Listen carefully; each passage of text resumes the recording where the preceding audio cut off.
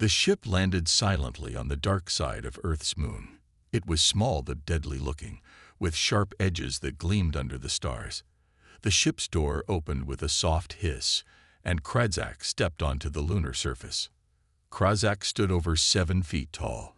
Its skin was dark green with patches of black, perfect for hiding in shadows. 6 yellow eyes blinked independently, scanning the moon's empty landscape. The creature's mouth opened slightly, showing rows of teeth sharp enough to cut through metal. For centuries, the Vorloks had been known as the universe's greatest hunters. They traveled from planet to planet, seeking the most dangerous creatures to hunt. Each kill earned them honor. Each trophy proved their skill. Kradzak was one of their best hunters, with hundreds of successful hunts. But lately, hunting had become boring for Kradzak. Most creatures ran and died the same way. There was no challenge anymore. Then Kradzak heard stories about a planet called Earth and its main species, humans. Humans are weak, said the stories. They have no claws, no natural armor, and poor senses. But they are tricky. They use tools. They think in ways other creatures do not. This made Kradzak curious. A weak creature that could still be dangerous. That seemed worth investigating. The hunter set up its base on the moon and spent 3 months studying Earth. It watched human settlements through powerful telescopes. It listened to radio signals. It hacked into something humans called the Internet and learned their languages. Kradzak was not impressed at first. Humans moved slowly. They spent most of their time in buildings. They seemed soft and easy to kill. But then Kradzak noticed something interesting. Among all the humans, some seemed more alert than others. Some moved with purpose. Some seemed to notice things that others missed. These would make better prey. After much searching, Kradzak found Frank Miller. Frank worked as a park ranger in a place called Yellowstone. He lived alone in a small cabin near the forest. Every day, he walked through the wilderness, checking trails and helping lost hikers. But Frank was not just a simple ranger. Kradzak discovered that Frank had once been a soldier. Not just any soldier, but one trained for special missions. Frank had fought in wars. He had survived in harsh places. He had killed enemies. Now he lived a quiet life, but Kradzak could see that the man's eyes still watched everything carefully. His body was still ready to react to danger. This one, Kradzak decided. This human will be my prey. The hunter loaded its weapons and prepared its hunting suit. The suit could make Kradzak nearly invisible. It could mask its body heat. It could even change Kradzak's scent to match the local environment. Before leaving the moon, Kradzak performed the hunting ritual of its people. It placed one clawed hand on its chest and spoke to the ancient spirits of the Vorloks. "I seek worthy prey," Kradzak said. "I seek the challenge of hunting a clever opponent.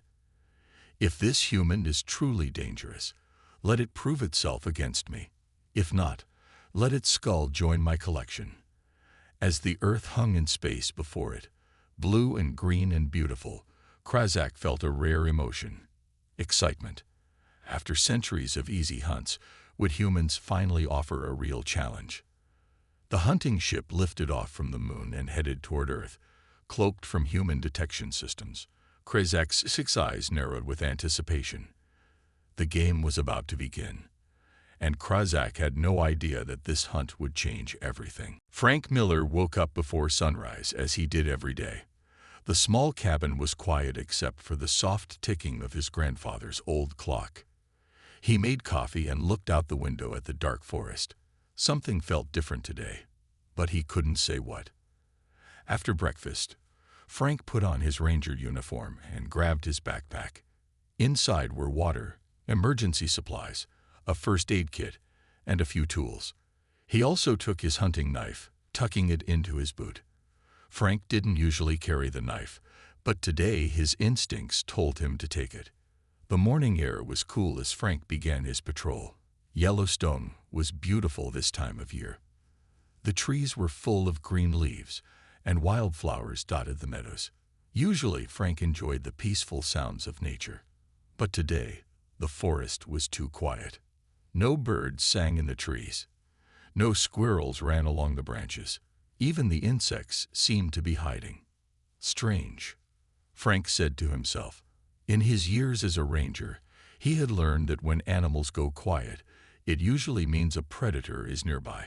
But what kind of predator could scare every animal in the area? As Frank walked down the trail, he found fresh deer tracks. He followed them for a while, then stopped suddenly.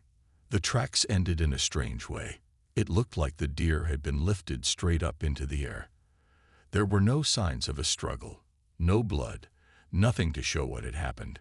Frank knelt down and examined the ground more carefully. Next to the deer tracks, he found something else. It was barely visible, just a slight depression in the dirt. The shape was like nothing Frank had ever seen. It wasn't made by any animal he knew. A twig snapped somewhere behind him.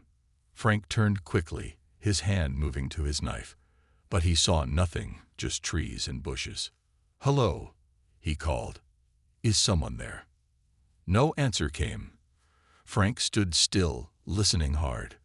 For a moment, he thought he heard a faint clicking sound, like metal tapping against metal. Then it was gone. Frank continued his patrol, but now he moved more carefully. His time in the military had taught him to trust his instincts, and his instincts were screaming that something was watching him. By midday, Frank had found more strange signs. A tree with marks that looked like claw scratches, but too high for any bear to reach. A patch of grass that was bent down as if something heavy had stood there, but there were no footprints. And twice more, he heard that odd clicking sound. Frank radioed back to the ranger station. "Hey, Judy, has anyone reported anything unusual in Section 7 today?" "Negative, Frank," came the reply. "All quiet. Why do you ask?" Frank hesitated. He didn't want to sound crazy. "Just checking. My radio's been acting up, and I haven't seen much wildlife today." "Probably just a storm coming," Judy said. "The weather report mentions possible thunder later." "Yeah, probably," Frank agreed, but he didn't believe it. As Frank headed back to his cabin in the late afternoon, his radio suddenly filled with static. His watch stopped working. Even his flashlight flickered and went out. "What the hell?" Frank muttered. That's when he saw it, a shimmer in the air, like heat rising from hot pavement. But it wasn't hot today. The shimmer moved between the trees, almost like it was following him. Frank pretended not to notice. He kept walking at the same pace, but his mind was racing. Whatever was out there, it wasn't human. It wasn't any animal he knew, and it was hunting him. As he reached his cabin, Frank felt a chill run down his spine. On his front door was a mark, 3 deep scratches through the wood. It was a message, a challenge. The game had begun. Frank spent a restless night in his cabin. He checked the locks twice and kept his rifle close. Years of military training had taught him to sleep lightly, waking at the smallest sound. Tonight, those skills came back easily. Near dawn, Frank heard something moving outside. Soft footsteps circled the cabin, too quiet to be human. Frank lay still, controlling his breathing, listening. The steps paused at each window, then moved to the next. Whatever it was studying his home. When morning came, Frank found strange footprints in the dirt around his cabin. They were large, with 3 toes pointing forward and 1 back, like a bird but much bigger. The prints appeared and disappeared randomly, as if the creature could fly or teleport. Frank knew he needed to prepare. This wasn't a bear or a mountain lion. This was something else. He packed his backpack with extra supplies: rope, a compass, matches, a first aid kit, and food for 3 days. He loaded his rifle and put extra bullets in his pocket. As Frank stepped outside to check his truck, he found another surprise. The engine was destroyed, not just broken, but carefully taken apart. Key pieces were missing. Someone, or something, with knowledge of engines had made sure he couldn't drive away. Frank tried his radio next. Dead. His cell phone showed no signal. He was cut off. "So that's how you want to play?" Frank said aloud. "Fine by me." He smiled grimly. Whoever was hunting him had made a mistake. They thought isolating him would make him weak. But Frank had survived worse situations during his military days. Being alone in the wilderness was where he felt most comfortable. Frank decided to set up a trap. He found a clearing near his cabin and arranged branches and leaves to look like a sleeping area. He placed his jacket on top of the pile and attached thin fishing line to it. The line ran to a bell hidden in the trees. If anything touched his jacket, Frank would hear it. Then he climbed a tall pine tree nearby and waited. From his spot high in the branches, Frank could see the clearing and the path to his cabin. The hours passed slowly. The sun rose higher, then began to set. Just before dusk, Frank saw it. The air seemed to bend and twist. A shape appeared, blurry at first, then clearer. It was tall, much taller than any man. Its skin shifted colors to match the forest around it, but not perfectly. Frank could see its outline when it moved. The creature approached the fake sleeping area slowly. It carried something in its hand, a weapon that looked like a spear, but with a glowing tip. 6 yellow eyes scanned the clearing carefully. Frank held his breath. The creature was like nothing he had ever seen before. Not human, not from Earth. The alien. Frank now understood it couldn't be anything else. Studied the jacket. It seemed to know it was a trap. Instead of touching it, the alien picked up a stick and poked the jacket. The bell rang faintly. The alien's head turned toward the sound. In that moment, Frank got a clear look at its face. The 6 eyes, the scaled skin, the teeth like razor blades. The alien looked up, directly at Frank's hiding spot. It made a clicking sound, followed by what seemed like laughter. Then it did something unexpected. It raised its spear in a salute. The message was clear. "I know you're watching. I respect your effort, but the hunt continues." The alien pressed something on its wrist. There was a flash of light, and it disappeared. Frank climbed down from the tree, his mind racing. He wasn't crazy. An alien was hunting him, and somehow it seemed to be enjoying the challenge. Frank knew he couldn't stay at his cabin. It was too easy to find, too easy to trap. He needed to move, to use the forest he knew so well to his advantage. Before sunrise, Frank packed his most important supplies in his backpack. He left obvious signs that he was heading north, toward the mountains. Then he quietly went south instead, toward the river. The river was fast and cold, perfect for hiding his scent and tracks. Frank walked in the water for almost a mile, careful to step only on stones. When he reached a fallen tree that crossed the river, he climbed onto it and walked across. From there, he entered the forest again, leaving no footprints on the muddy bank. Frank found a small cave hidden behind thick bushes. It would be his new base. He set up simple alarms around the area, strings with cans attached that would make noise if something walked into them. Then he began to plan. "If it wants to hunt me, it'll have to work for it," Frank muttered as he made a map in the dirt.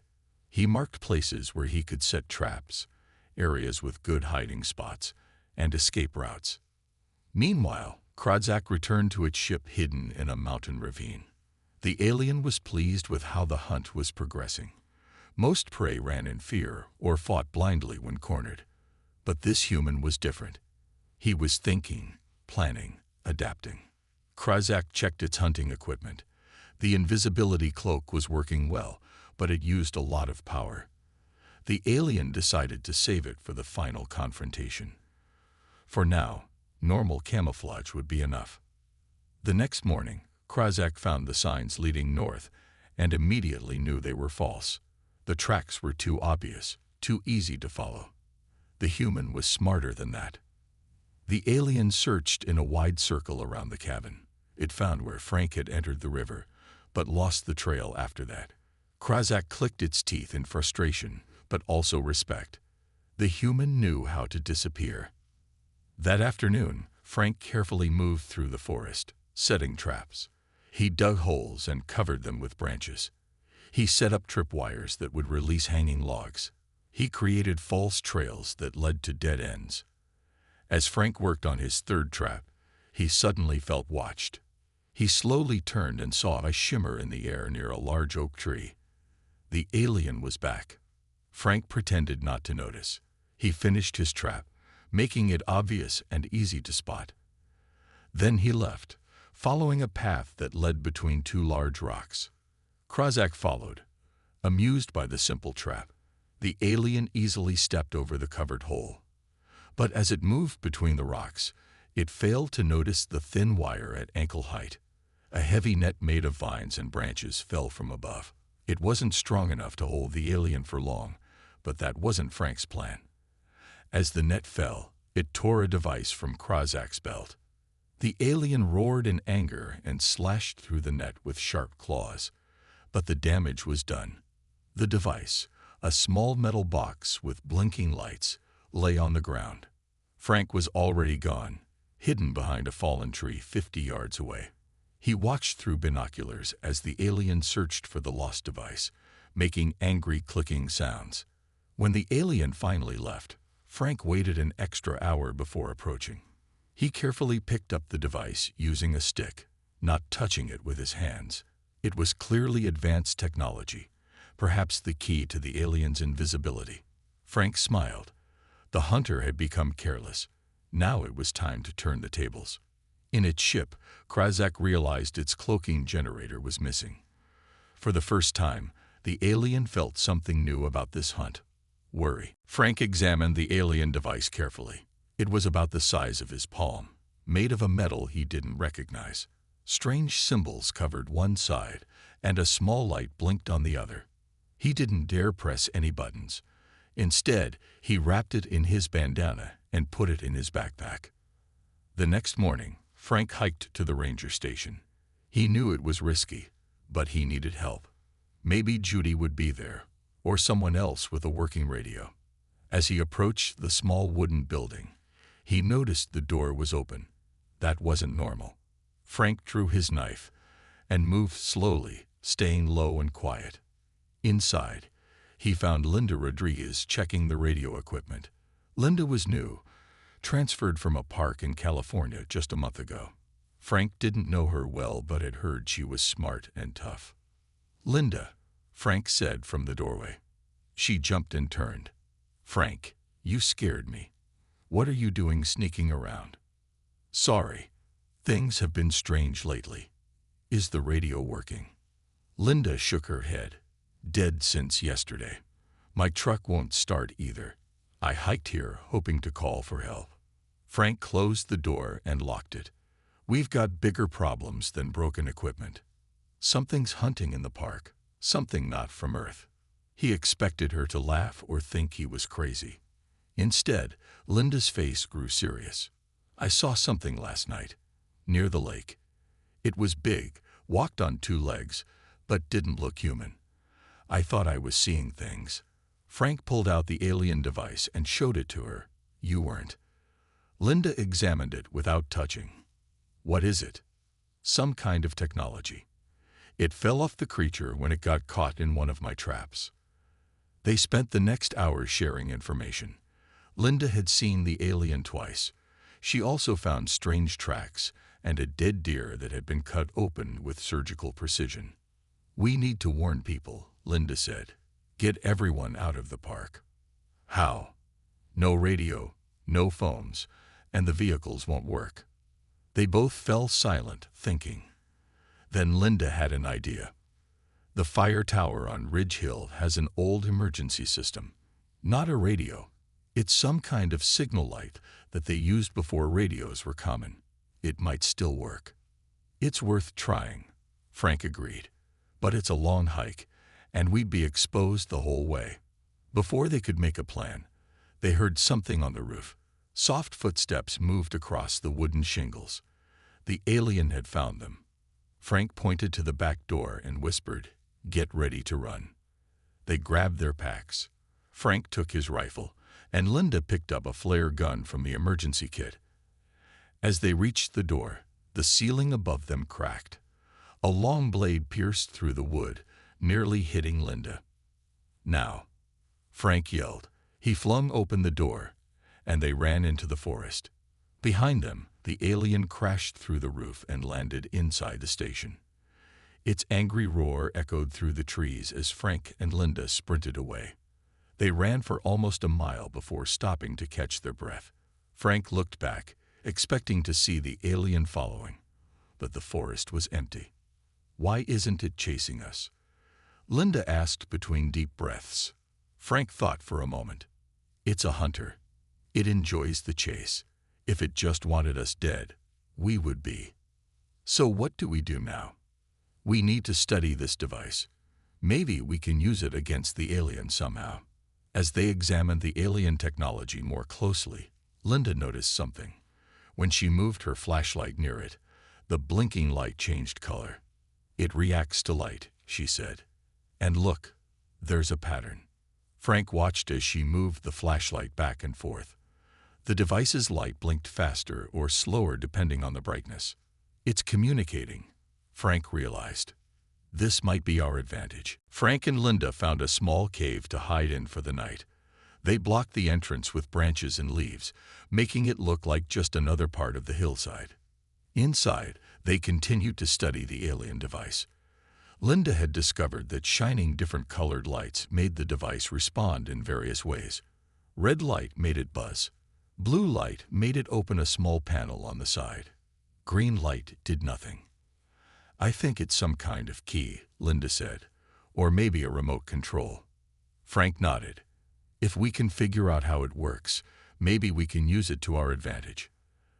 They spent hours testing different light combinations. Finally, when Linda shined her red flashlight in a specific pattern, 3 short flashes, 1 long flash, something amazing happened. The device projected a small 3-dimensional map into the air. It showed the forest, the mountains, the river, and 2 small dots that were clearly Frank and Linda. "It's tracking us," Frank whispered. Linda pointed to another dot, moving quickly through the forest about 2 miles away. "And that must be the alien." Frank studied the map carefully. "Look at this. There's something here." He pointed to a shape on the map that wasn't part of the natural landscape. It was hidden in a deep ravine between 2 mountains. "It's ship," Linda said. "It has to be." A plan began to form in Frank's mind. "If we can get to that ship, maybe we can send a message, or at least learn more about what we're dealing with." "How do we get there without the alien catching us?" Frank pointed to the moving dot. "It's heading east, away from us. If we move now, we might reach the ship before it comes back." They gathered their supplies and set out, using the projected map as a guide. The night was cold, and the forest was full of strange sounds. Twice they had to hide when local wildlife ran past them, scared by something unseen. After 3 hours of careful hiking, they reached the edge of the ravine. Below them, partially hidden by trees and rocks, was the alien ship. It wasn't large, about the size of a small bus, but its design was like nothing on Earth. The surface seemed to shift colors even as they watched. "How do we get inside?" Linda whispered. Before Frank could answer, the device in his hand made a soft beeping sound. The dot representing the alien had changed direction. It was coming back to the ship. "We need to move fast," Frank said.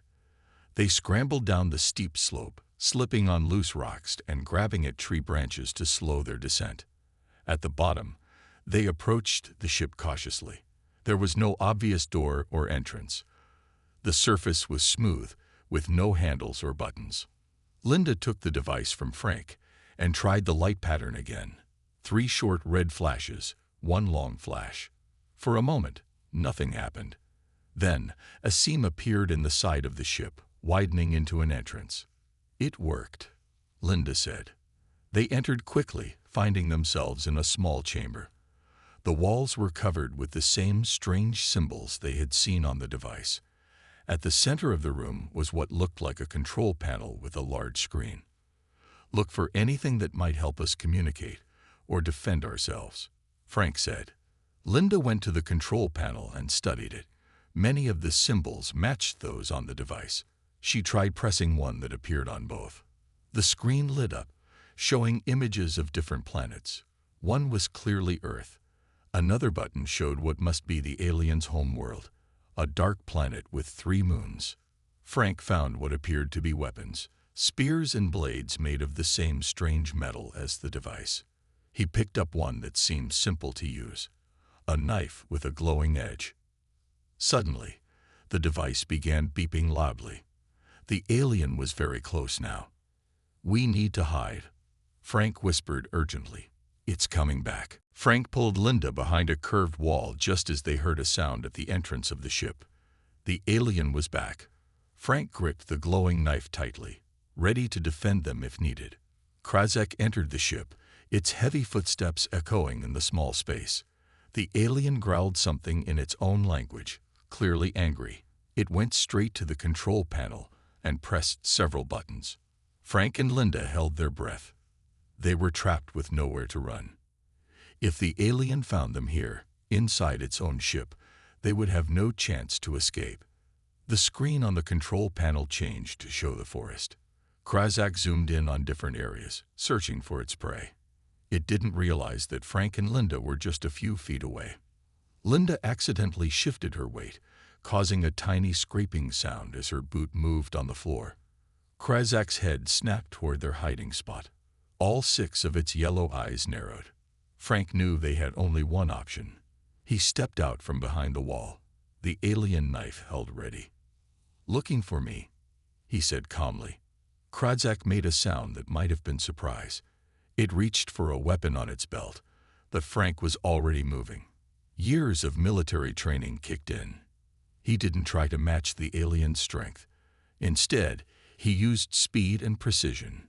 Frank ducked under the alien's arm and slashed at the tubes and wires on its armor. Something important was cut because blue liquid sprayed out and the alien roared in pain. Linda didn't waste the opportunity. She grabbed what looked like a small cylinder from a shelf and pressed the largest button on it. A blinding flash filled the ship, followed by a high-pitched sound that made Frank's ears hurt. The effect on Krazak was much worse. The alien dropped to its knees, all 6 eyes blinking rapidly. It tried to cover what must be its ears, located on the sides of its head. "The sound," Linda shouted over the noise. "It hurts it more than us." Frank understood immediately. The alien had better hearing than humans. The sound that was just painful to them was crippling to Krazak. Frank moved quickly to the control panel. The symbols made no sense to him, but he remembered what Linda had done earlier.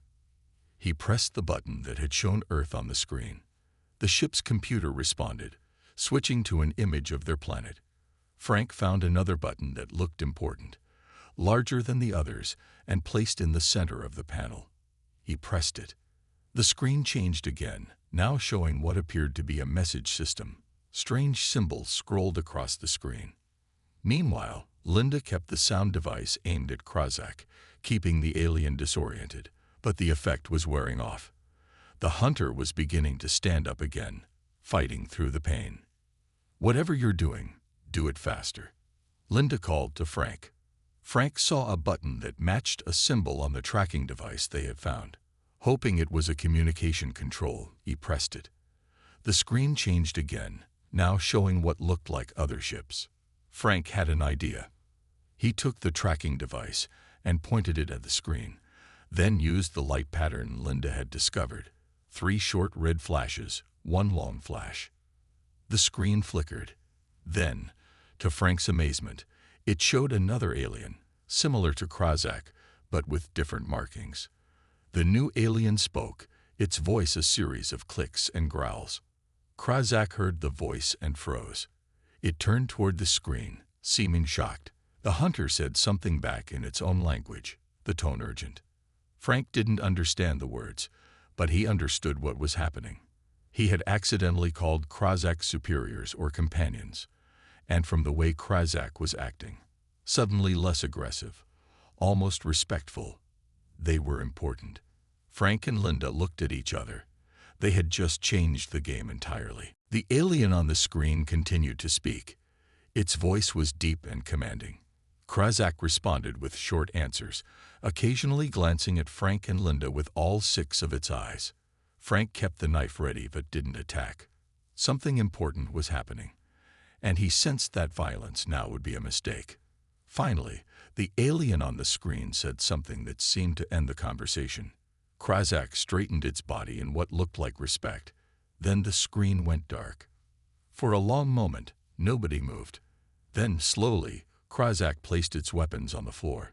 It stepped back and made a gesture with its hands. "I think it's trying to show it doesn't want to fight anymore," Linda whispered. Krazak touched a panel on the wall. A drawer opened, revealing what looked like a translation device. The alien picked it up and attached it to its throat. "Humans," it said, the voice metallic but understandable. "The hunt is over." Frank didn't lower the knife. "Why should we believe you? You have done what no prey has done before. You entered my ship. You used my technology. You contacted the Hunt Council." Krazak's 6 eyes blinked in sequence. This has never happened in the history of the Vorloks. Linda still held the sound device, ready to use it again. "What did they say to you?" "The ones on the screen. They are the elders. They rule all hunts. They say." Krazak paused, seeming to struggle with the concept. "They say humans are not prey. You are hunters, like us." Frank finally lowered his weapon slightly. "Does that mean you'll leave Earth alone?" "Yes. I must return to my world and tell others what I have learned. Humans will be marked as equals, not prey." Krazak moved to the control panel, careful to move slowly so Frank and Linda wouldn't feel threatened. It pressed several buttons, and the entrance to the ship opened. "You may go now. I give you the hunter's promise. No harm will come to you or your people from the Vorloks." Frank and Linda looked at each other, unsure if they could trust the alien. But they had few options. They slowly moved toward the exit, never turning their backs on Krazak. At the entrance, Frank stopped. "How do we know others like you won't come back?" Krazak reached for something on its belt. Frank tensed, but the alien only pulled out a small metal object. "This is a hunter's mark. It shows that humans are under the protection of the Hunt Council." Krazak handed it to Frank. "Keep it. If any Vorloks comes to Earth, show them this." Frank took the object. It was warm to the touch and had symbols carved into its surface. "One more thing," Krazak said. "You fought well, human. In another life, we might have hunted together." Frank nodded. "In another life." As they left the ship, Linda looked back. "Do you think it's telling the truth?" "I think it has to," Frank said. "Whatever those elders told it changed everything." They hiked back through the forest as dawn broke over the mountains. Behind them, they heard the alien ship power up. A moment later, it rose silently into the sky and disappeared among the clouds. 3 days later, life in Yellowstone began to return to normal. The radios worked again. The trucks started. Tourists returned to the park, never knowing how close they had come to becoming prey for an alien hunter. Frank kept the hunter's mark in his cabin. Sometimes at night, he would look at the stars and wonder how many other creatures were out there in the universe. And he smiled, knowing that at least one species had learned an important lesson. Humans might not have claws or armor or superior strength, but they were not to be underestimated. The universe's most dangerous predator had tried to hunt a human once, and that was enough.